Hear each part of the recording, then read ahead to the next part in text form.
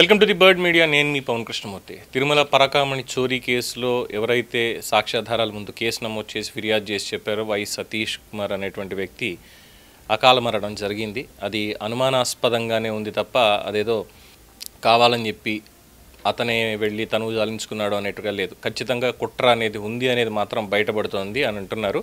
అయితే దీనికి సంబంధించి తొందరపడి కొన్ని కోయిలలు ముందే కూస్తున్నాయి అనేటువంటి విధంగా అధికార వైఎస్ఆర్సీపీ సోషల్ మీడియాలో వారు చేస్తున్నటువంటి ప్రచారం చూస్తూ ఉంటే ఎక్కడ మళ్ళీ వాళ్ళ మీదకు వస్తుంది, వాళ్ళ మీద ప్రచారం చేస్తారో అనేట్టుగా వాళ్లే దీనికి సంబంధించినటువంటి వివరాలు ఇవన్నీ ముందే బయట పెడుతూ ఉండడం అనేది మాత్రం నిజంగానే హాస్యాస్పదంగా ఉంది. ఇంకా వాళ్ళ అధికార ప్రతినిధులు లేదంటే నియోజకవర్గ ఇన్ఛార్జీలు వాళ్ళు కూడా వచ్చి మాట్లాడడం ఇదంతా చూస్తూ ఉంటే నిజంగానే కుట్ర ఉందేమో, ముందే వీళ్ళు బయట పెట్టుకుంటున్నారేమో అన్నటువంటి అభిప్రాయం కూడా కలుగుతోంది.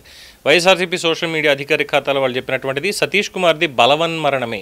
సన్నిహితులు ఎవరా సన్నిహితులు చెప్పింది తాడిపత్రిలో కోమలి అనేటువంటి గ్రామం దగ్గర రైల్వే ట్రాక్ దగ్గర ఆయన మృతదేహం పడుంది, గాయాలున్నాయి, తీసుకొచ్చి పడేశారా లేదు ఆయనంతటా ఆయన వెళ్ళాడా, ఇది పోలీసుల ఇన్వెస్టిగేషన్లో తేలాల్సినటువంటి అంశం.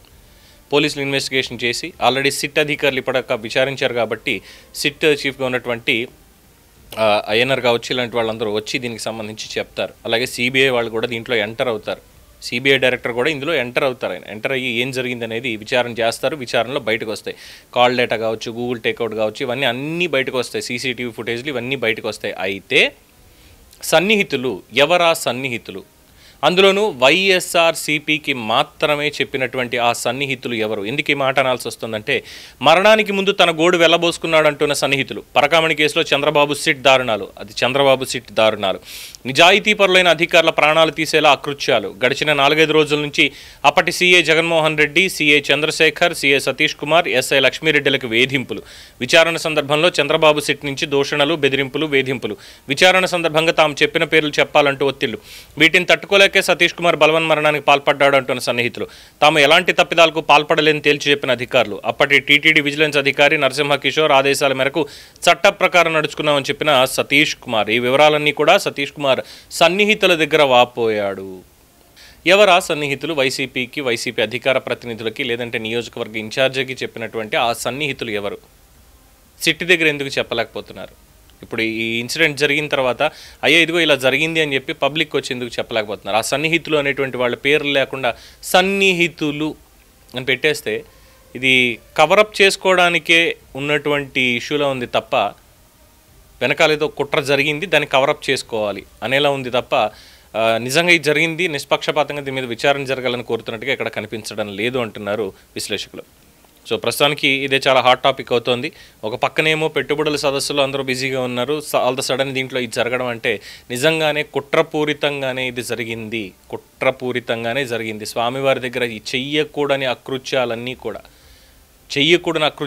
కూడా చేసినటువంటి గత పాలకులు అందులో ఎక్కడ తమ పీకల దాకా చుట్టుకుంటుందో అనేటువంటి విధంగా ఇలాంటి వాటికి తెర తీశారా అనేటువంటి అనుమానాలను కూడా చాలామంది వ్యక్తపరుస్తున్నారు. ఇక్కడ అనొచ్చు అనేక మంది వ్యక్తపరుస్తున్నారు అన్న శ్లేషను వాడావు కదా పవన్, మరి వారు సన్నిహితులు అనడంలో తప్పేముంది అని. 100% రైట్. అనేక మంది వ్యక్తపరుస్తున్నారు అంటే ఏ మీడియా ఛానల్ తీసుకొచ్చినా సరే ఏమున్నా సరే అందరూ కూడా ఇదే మాట్లాడుతున్నారు. At the same time social మీడియాలో కూడా ఇవే ఉన్నాయి. కానీ సన్నిహితులు అనేటువంటి పదం వాడడానికి గట్స్ ఉండాలి. ఎందుకంటే సాక్ష్యాధారం అనేది ఉండాలి. అభిప్రాయం అనేది చెప్పే దగ్గర కూడా జరుగుతున్నటువంటి ఇన్సిడెంట్స్ చూస్తున్నప్పుడు ఖచ్చితంగా కుట్రకోణం ఉంది అనేటువంటి అనుమానం రావడం అనేది సహజం. ఆ అనుమాన నివృత్తి అనేది అధికారులు చేయాలి. ఆ అధికారులే ఇంకా ఎంటర్ అవ్వకుండా దీనికి సంబంధించినటువంటి ప్రెస్ మీట్ పెట్టడం కానీ వివరాలు తెలియజేయడం కానీ ఏం లేకుండా సన్నిహితులే చెప్పేశారు అంటూ గతంలో సుప్రీంకోర్టు తీర్పుల్ని లేదంటే హైకోర్టు తీర్పుల్ని కూడా ముందే చెప్పేసినటువంటిది. జగన్మోహన్ రెడ్డి గారి బెయిల్ రద్దు అంశంలో రఘురామకృష్ణరాజు గారు వేసినటువంటి పిటిషన్ మీద తీర్పు బెయిల్ రద్దు చేసేసారంటూ జగన్మోహన్ రెడ్డి గారి కేసులో జడ్జి గారు తీర్పు ఇవ్వకముందే చెప్పేసినటువంటి తీరు, బాబాయ్ గుండెపోటు, అనుమానాస్పద మృతి, తర్వాత హత్య, ఇవన్నీ కూడా చూస్తున్నాం. తర్వాత అక్రమ సంబంధాలని, వ్యాపార లావాదేవీలని, రోజుకో కుక్డప్ స్టోరీ చూస్తున్న నేపథ్యంలో దీంట్లో కూడా ఇదే జరిగిందేమో. అందుకే ఆ సన్నిహితులు ఎవరు అన్నటువంటి ప్రశ్న ఇక్కడ బలంగా ఉత్పన్నమవుతోంది. కుట్రకోణం ఉందా అనేటువంటి దాంట్లో ఏమంటారు? దీని మీద మీ అభిప్రాయాన్ని గమనించడంలో తెలియచేయండి. చూస్తూనే ఉండండి ది బర్డ్ మీడియా.